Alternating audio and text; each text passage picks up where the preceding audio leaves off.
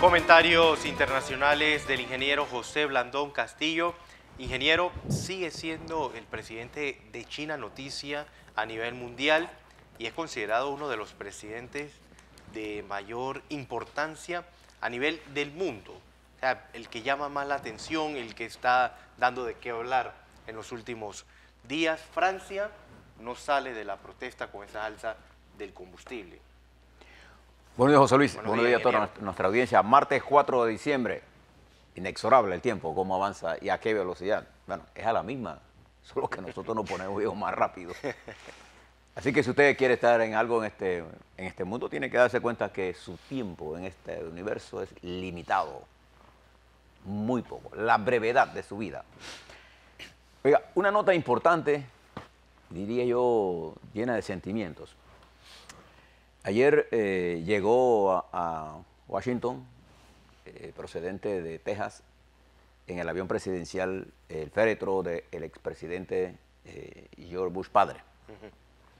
La nota que me llamó la atención es que acompañando al féretro venía su perro. El perro, sí. Labrador. Es un perro labrador de nombre Sally. Sally H.W. Bush se llama el perro. Y el nombre de ese perro se da, el Sally, es en honor. ¿Usted se acuerda que el piloto de un avión que tuvo un accidente y cayó en el río Hudson? Bueno, el piloto de ese avión, que salvó a 165 personas, se llamaba Sally. Este perro labrador altamente entrenado para incluso contestar teléfono y buscar. Acuérdense que el expresidente Bush, bueno, uno le dice presidente, tenía una serie de enfermedades, entre ellos Alzheimer, Parkinson creo que era que tenía, sí, y tenía ciertos problemas de movilidad. Bueno, este perro altamente entrenado lo acompañó y como un fiel compañero estuvo con él en el desfile cuando bajó el féretro en el aeropuerto de Dulles, allá en Washington. Hoy sigue nuevamente en velación en el Capitolio, habrá un funeral de Estado.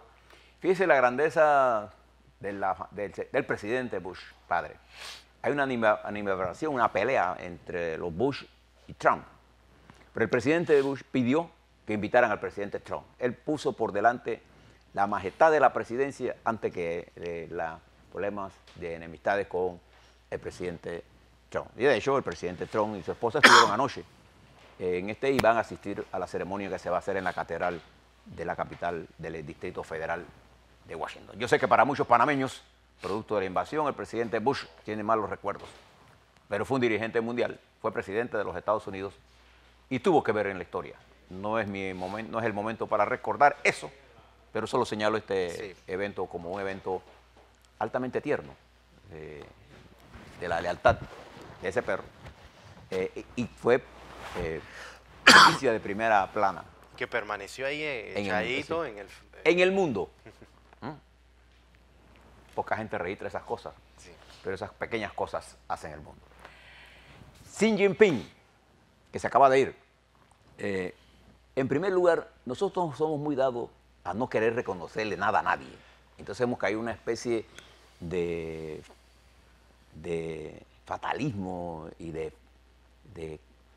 falta de comprensión de las cosas. Hombre, yo quiero felicitar al gobierno del presidente Varela por la organización y el evento que se organizó aquí con la presencia del presidente de la República Popular China. Y creo que Eloy Alfaro, por ejemplo, sí, también lo felicitó. Felicitó al gobierno. Yo creo que este es el momento de mirar las cosas en su justa perspectiva. Fue un evento bien organizado, de una gran trascendencia, importancia, y que puso a Panamá en el perfil mundial. Hoy, por ejemplo, la cadena Bloomberg, una de las cadenas más importantes del comercio, pone como su noticia más importante, una de las más importantes, los acuerdos que Panamá llegó con la República Popular China. Hace unas semanas estaba aquí el secretario de Estado de los Estados Unidos, en un viaje relámpago que vino a Panamá, expresando sus preocupaciones por estas cosas que están ocurriendo, que son normales en la guerra económica que se está desarrollando. Pero Panamá está en el centro, ¿no? Y ese hombre que vino aquí, ahora le cuento sobre él, el presidente Xi Jinping, que se fue anoche a las 6:50 casi a las 7 de la Casi noche. a las 7, sí. Partió la comitiva de Panamá en una exitosa gira, bien organizada, estructurada, habló con quien tenía que hablar, se firmaron los acuerdos que estaban planeados y ahora les cuento qué esos acuerdos, qué significan. Pero Xi Jinping ha venido y en la cumbre de G20 que se celebró precisamente este fin de semana allá en Argentina, fue la figura destacada, la que más brilló. El cierre de ese evento lo constituyó la cena de él con el presidente de los Estados Unidos. Y fíjese que estamos hablando de un hombre que con elegancia, con mucha diplomacia, con mucha capacidad y tolerancia, pero con una concepción estratégica de lo que desea, ha venido avanzando en el mundo, constituyéndose en hoy por hoy.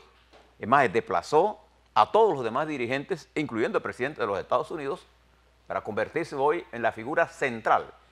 La televisora alemana lo distingue como la figura central del G20.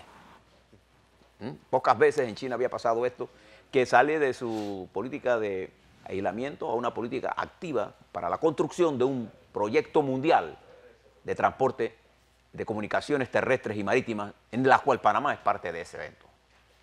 Xi Jinping en Argentina logró acuerdos fundamentales con el país, con Argentina. Fíjese que es un país de derecha, que aquí no es un problema de ideología, es un problema de intereses. Y los acuerdos que firmó en Argentina, el presidente Macri salió a defender a Xi Jinping cuando la secretaria de Comunicaciones de los Estados Unidos describió a China como un depredador comercial. El presidente de los Estados Unidos tuitea hoy que llegó a un acuerdo extraordinario con Xi Jinping.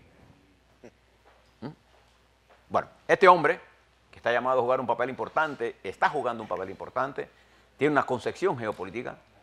Claro, no todo es color de rosa en su país. Recordemos que es China. China es un país de 1.400 millones de habitantes, con multiplicidad de problemas étnicos, religiosos, con una limitada vida política, pero con un proyecto nacional que ha dado una apertura al desarrollo económico de esa gran nación.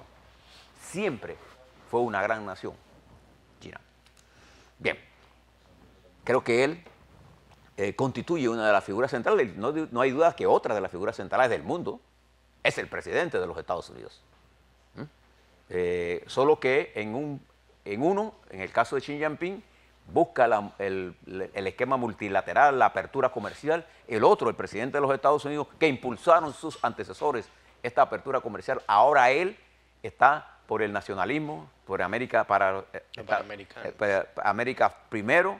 Él retrocede de esa concepción, pero en su camino de retroceder ha logrado avances y ha logrado corregir algunas de las deficiencias que la operación de apertura dejó, e incluso para ellos, imagínense para nosotros. Bien, ese Xi Jinping, que tuvo una exitosa gira en Panamá, y vuelvo a reiterar, felicito al presidente de la República y a su equipo de gobierno por el extraordinario trabajo que hicieron, y además, toda la información estuvo disponible. Sí. Y CERTV jugó un papel importante en esto. Hay que reconocer las cosas como son. Eso no nos quita ni nos pone absolutamente nada. Y por eso que aquí le dimos la lectura como era. Claro. Para que la gente supiera de qué acuerdos estaban hablando. Bien. En caso de Francia, mientras eso está pasando aquí en nuestro país, fíjense lo que está pasando en Francia. El presidente Emmanuel Macron, que estaba en la G20, que tuvo una intervención, la más notoria fue aquella famosa conversación de él con el príncipe heredero de Arabia Saudita, en donde le decía, tú no me haces caso a mis consejos. Y Francia, históricamente, tiene un papel que jugar ahí en ese Medio Oriente, porque Francia fue parte de las potencias que dividieron ese Medio Oriente como está. Ese pandemonio que ustedes ven ahí fue el invento de Inglaterra y Francia. Bueno, el presidente enfrenta una de las crisis más graves de la Francia moderna. Incluso ha tenido que tomar la decisión de retrasar el incremento de las tarifas de petróleo, de los combustibles, algo que parecía simple y que se le ha convertido en una explosión. ¿Te acuerdas aquella frase, París arde? Bueno, París hoy está convocado los chalecos anaranjados nuevamente a una manifestación. El gobierno está hablando con los partidos de oposición para buscar una salida a esta profunda crisis que ya se sale de la mano. Mientras eso ocurre en Francia, faltan pocos días, el 11 de la próxima semana, el 11 de diciembre, se decide la suerte del Brexit, cuando el Parlamento inglés tendrá que votar sobre si lo acepta o no. Y fíjense las cifras que se han dado. Ahora, si hay un Brexit, o sea, la salida de Inglaterra de la Unión Europea, sin acuerdos, el efecto para la economía inglesa será desastroso. Habrá una caída del Producto Interno Bruto de 8%,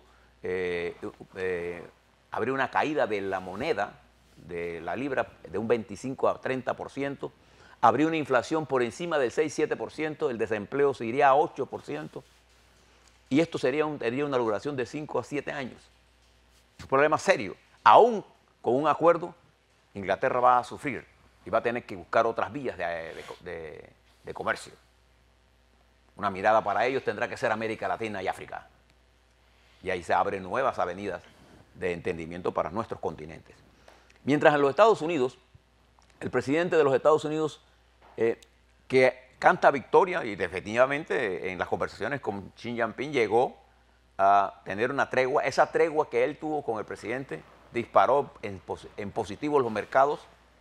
Fíjese la diferencia cuando la incertidumbre es muy alta, los mercados, toda la economía se resiente. Cuando la incertidumbre baja, el nivel de riesgo baja y entonces la inversión se moviliza más rápidamente. Ayer los mercados estuvieron al alza en el mundo por esta conversación. Esa cena de Xi Jinping y Trump significó miles de millones de dólares para los dueños de acciones en el mundo. Miles de millones de dólares, no solamente en los Estados Unidos, el mundo en general. Eso que Trump califica de positivo, porque además fue positivo, logró él para su país un incremento de la compra de China para bienes agrícolas y la baja de las tasas de importación arancelarias a la exportación de carros hacia China. Entonces, claro, tiene por qué sentirse satisfecho, pero enfrenta él ahora con fuerza las investigaciones del fiscal Mueller, que está cerca de él. Y hay rumores en los medios de comunicación de los Estados Unidos que el fiscal podría señalar al presidente de los Estados Unidos como responsable de la intervención rusa en las elecciones del 16. Esto provocaría una crisis política más profunda en los Estados Unidos. Recordemos que el Congreso de los Estados Unidos, la parte que corresponde a la Cámara de Representantes, está controlada ahora por los demócratas. Antes él controlaba las dos cámaras, ahora no. De manera que esto se le complica. En México, volviendo a nuestro continente y rápidamente, en México, el presidente López Obrador ha tomado una serie de medidas, entre ellas la baja de sueldos a los jueces, y se enfrenta en una lucha brutal ahora con el sistema judicial, que lo ha emplazado. O sea, su primera confrontación. Muere el primer periodista bajo el mandato del presidente López Obrador. El avión presidencial que tenían los presidentes en México son emperadores. Había un avión presidencial extremadamente lujoso, cuando el presidente lo mandó, lo abrió, lo puso para que la gente lo viera y lo va a mandar para California para venderlo. La residencia de Los Pinos, él no va a vivir ahí, ya ahora se ha convertido en una donde la gente va y mira para cómo vivían quienes hemos estado ahí. Esa era como la casa de un emperador. Sí. Allá ve de todo, de todo. El presidente mexicano siempre era un emperador. Vamos a ver, ya comenzó AMLO a hacer cambios de forma. Vamos a ver los de contenido, cómo tiene repercusión en la economía, mientras en Brasil el país va por otro lado. El país va por el libre mercado, va por políticas muy parecidas a la de Trump en materia exterior, en materia climática. Cuando la ONU advierte de que estamos frente a la contaminación más alta de CO2 de los últimos 3.000 años, los Estados Unidos niega que exista tal cambio climático. Y ahora Brasil se suma a esa posición, siendo Brasil un país importante en la lucha por el cambio, por detener el incremento de las temperaturas y controlar la contaminación ambiental. En Perú, fíjense lo que pasa. El gobierno de Tabaré Vázquez en Uruguay niega el asilo a Alan García. Y anoche sale Alan García de la residencia del embajador uruguayo y se fue a su residencia. Y se pone a disposición de la justicia. Es eminente que dentro de algunas horas alguna diligencia se va a producir y es probable que se produzca el arresto de Alan García en vinculación a los procesos que se investigan en Perú. Mientras, y termino aquí, en Ecuador, el presidente Lenín Moreno suspende las funciones de su vicepresidenta María Alejandra Vicuña. ¿Se acuerdan de ella?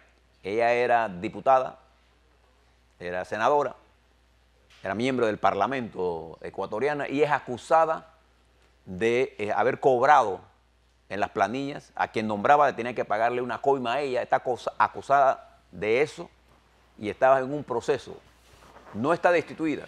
Las funciones que tenía fueron suspendidas por el presidente Lenín Moreno. El mundo, a esta velocidad, nosotros somos parte de ese mundo. Fíjese, le dejo con esta.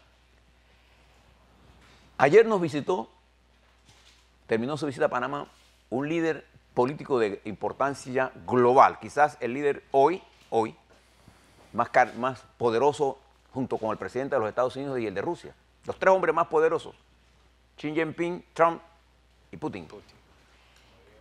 Dentro de unas semanas estará el líder espiritual, uno de los líderes espirituales más importantes del mundo en este país, el Papa Francisco. Y para eso tengo aquí, se publica en el periódico, inserto en el periódico Crítica, esto, el camino de Bergoglio al Vaticano. Bergoglio es el apellido del Papa Francisco. Bueno, esto aparece inserto en Crítica. Lea, se lo recomiendo que lo lea. Y le recomiendo que lea una columna que apareció ayer en el Washington Post del periodista Tim Weiner, en donde hace, Washington Post de ayer, Tim publica una columna en donde hace un análisis de Bush como director de la CIA y cómo él, en un viaje que hizo a Georgia cuando fue electo el presidente Carter, presidente de los Estados Unidos, y él era su director general de la CIA, le entrega los informes de a qué dirigentes del mundo están en la planilla de la CIA.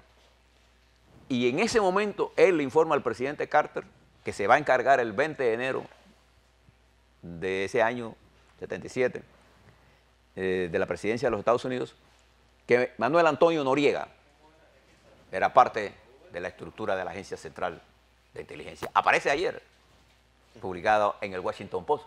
Les recomiendo que lo lean. Los pueblos que olvidan su historia pueden cometer el error de repetirla. A la vuelta, Panamá, en toda su perspectiva.